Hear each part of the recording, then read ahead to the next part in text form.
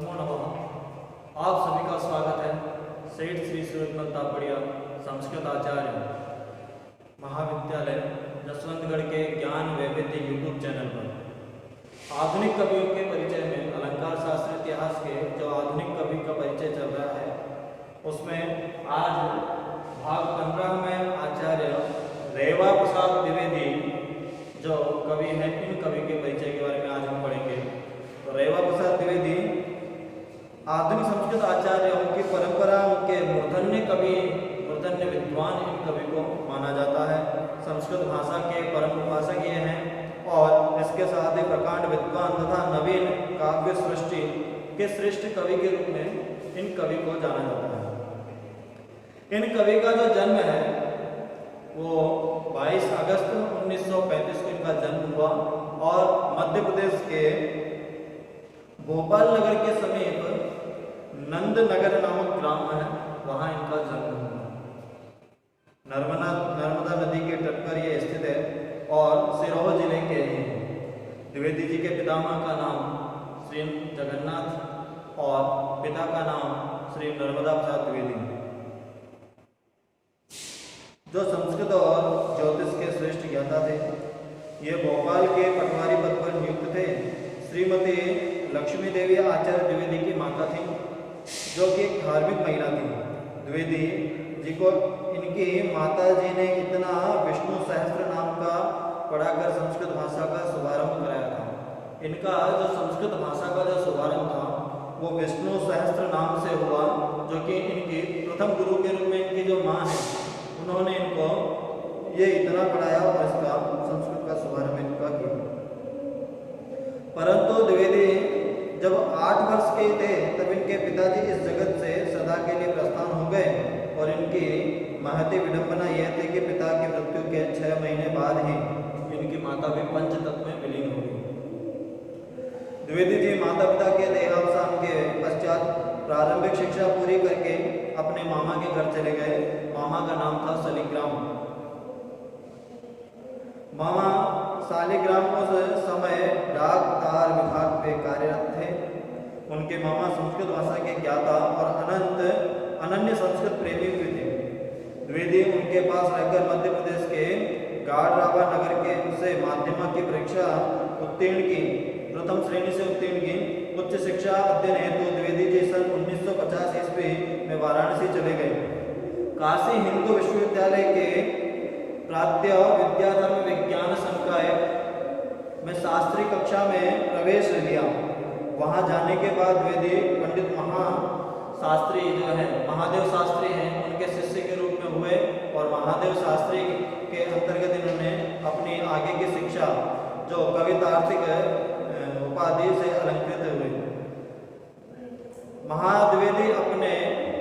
द्विवेदी जी अपने गुरु पंडित महादेव शास्त्री से साहित्य शास्त्र का विशिष्ट अध्ययन इन्होंने किया। इन्होंने शास्त्री की परीक्षा जो है 1953 में की, प्रथम श्रेणी से उत्तीर्ण हुए और सर्वोच्च स्थान भी इन्होंने कक्षा में प्राप्त किया। 1956 में इनको शास्त्राचार्य की परीक्षा में प्रथम स्थान प्राप्त होने के कारण चौथे विश्वेश्वर नामक स्वर्ण पदक से सम्मानित भी इन्हें किया गया। द्विवेदी जी ने काशी हिंदू विश्वविद्यालय से पीएचडी की उपाधि प्राप्त की। सौद से के ही समय द्विवेदी का चयन रायपुर में स्थित वैष्णव संस्कृत महाविद्यालय के व्याख्याता पद के रूप में इनका चयन हुआ। वहां उन्होंने 1959 से 1965 तक व्याख्याता के रूप में अध्यापन कार्य किया और 1965 से 1970 तक प्रोन्नति प्राप्त करके सहायक अध्यापक पद पर कार्यरत रहे। काशी विश्वविद्यालय के प्रात्य विद्याधर्म विज्ञान संकाय के साहित्य विषय के प्रवाचक के रूप में विभागाध्यक्ष ये रहे। यह 18 वर्षों तक साहित्य विभागाध्यक्ष रहे। इनके कुशल निर्देशन से 17 विद्यार्थियों ने पीएचडी की उपाधि प्राप्त की।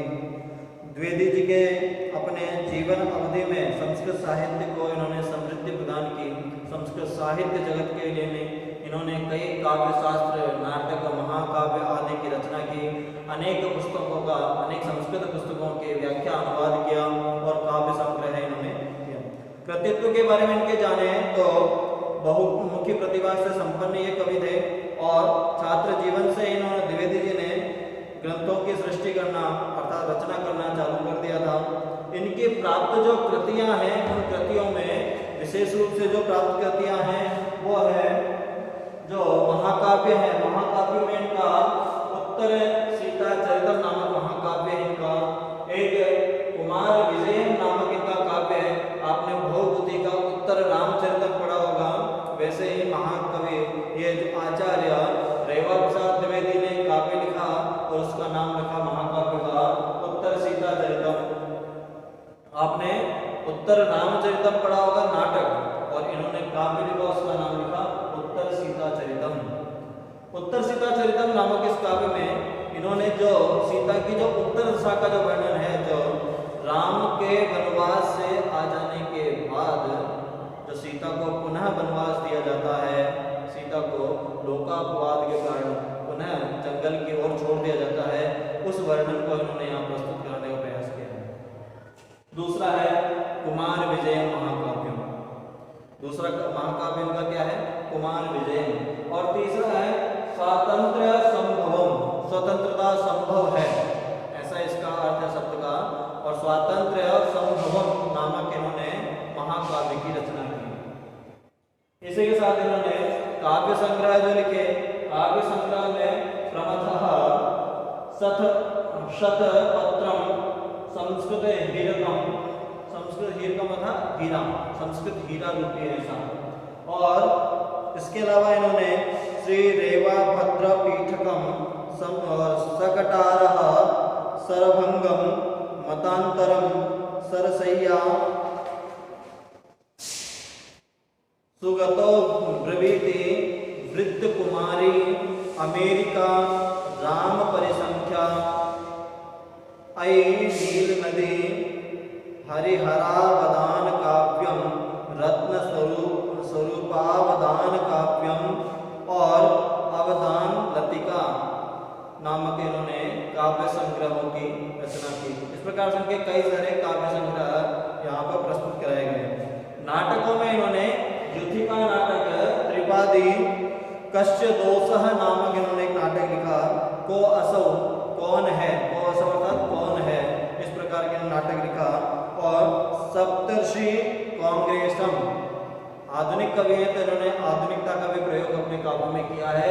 और उस आधुनिकता के साथ जो प्राचीन कवियों का जो समावेश है उसको भी नहीं छोड़ा। इन्होंने जो प्राचीन है उसे भी समावेश किया और जो आधुनिक है उसका भी समावेश किया, इसीलिए कवि की प्रसिद्धि है। तो सप्तर्षि कांग्रेसम, त्रिपादी, कश्य दोषः, को असौ और युथिका नामक इनके नाटक हैं। शास्त्रीय कृतियों का भी इन्होंने संग्रह किया, उसमें इनके काव्य अलंकार कारिका और अनुशासनम, नाट्यानुशासनम के बारे में इन्होंने बताया। उसके अलावा इन्होंने मेघदूतम और रघुवंश पे अपनी व्याख्याएं की हैं, उनके बारे में। कवि को अनेकों पुरस्कार भी प्राप्त हैं। जिस प्रकार से कवि का सामर्थ्य है, कवि ने अपनी काव्य शैली को प्रस्तुत किया, काव्यों का निर्माण कराया, उसी तरह काव्य के निर्माणों के कारण जो इनकी प्रसिद्धि है रेवा प्रसाद द्विवेदी जी की, तो उसी तरह इनको अनेक पुरस्कार भी प्राप्त हुए हैं। पुरस्कारों में इनको राष्ट्रीय पुरस्कार मिला, इनको 15 अगस्त 1978 में, 15 अगस्त 1978 को इनको राष्ट्रीय पुरस्कार से सम्मानित किया गया। मित्र पुरस्कार से सम्मानित किया गया 1965 तथा 1971 में, 2 बार इनको मित्र पुरस्कार से सम्मानित किया गया। व्यास पुरस्कार से इनको 1987 में सम्मानित किया गया। भोज पुरस्कार से इनको 1980 में सम्मानित किया गया। इसके बाद में साहित्य पुरस्कार जो कि इनको 4 बार प्राप्त हुआ है, 75 में, 1975, 1989, 1980 और 1983, 4 बार इनको साहित्य पुरस्कार से सम्मानित किया गया है। विशिष्ट पुरस्कार के रूप में इनको 2001 में पुरस्कार मिला। वाल्मीकि पुरस्कार 2002 में इनको मिला। विश्व भारती पुरस्कार इनको 2005 ईस्वी में मिला। संस्कृत साहित्य अकादमी पुरस्कार 1991 में, कल्पवल्ली पुरस्कार 1993 में, वाचस्पति पुरस्कार इनको 1997 में, श्री वाणी अलंकरण पुरस्कार इनको 2000 में, और महामहोपाध्याय पीपी काणे स्वर्ण पदक इनको मिला 1993 में। मालवीय स्मृति सम्मान इनको प्राप्त किया गया। इसके बाद अभिनव कालिदास सम्मान इनको प्राप्त हुआ। रत्न सदस्य नामक इनको पुरस्कार मिला 2007 ईस्वी में।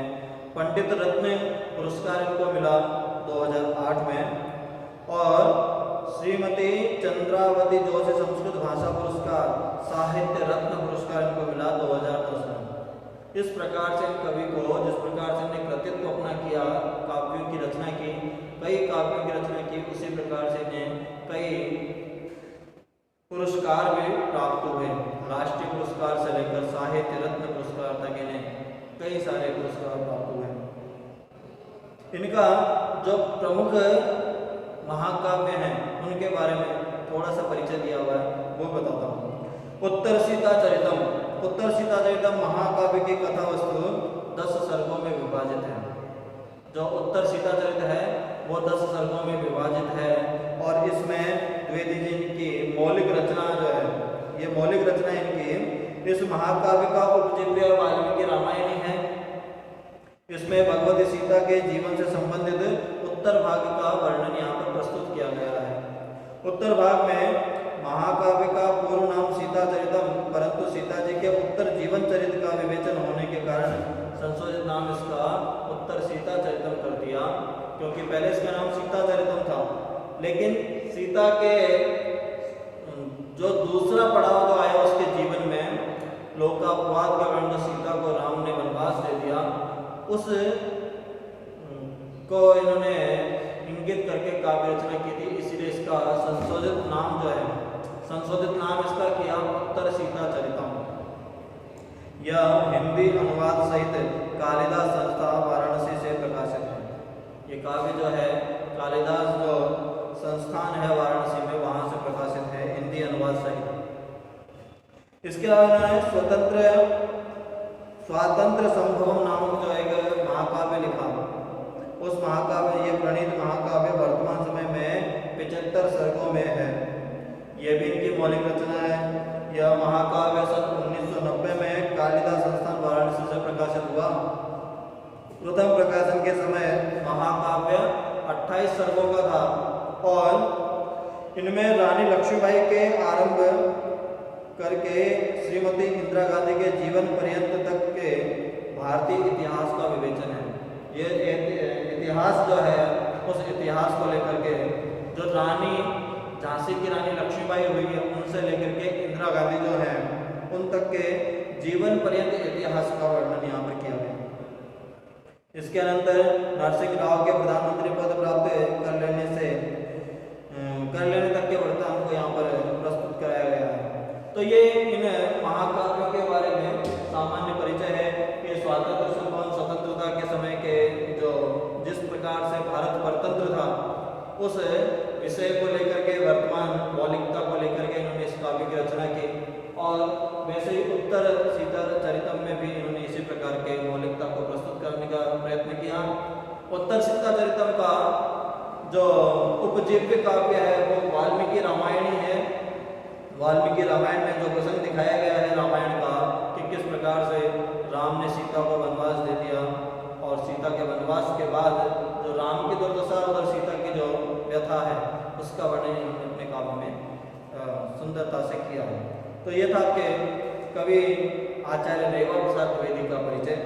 रेवा प्रसाद द्विवेदी, जिनका जन्म 22 अगस्त सन 1935 को हुआ।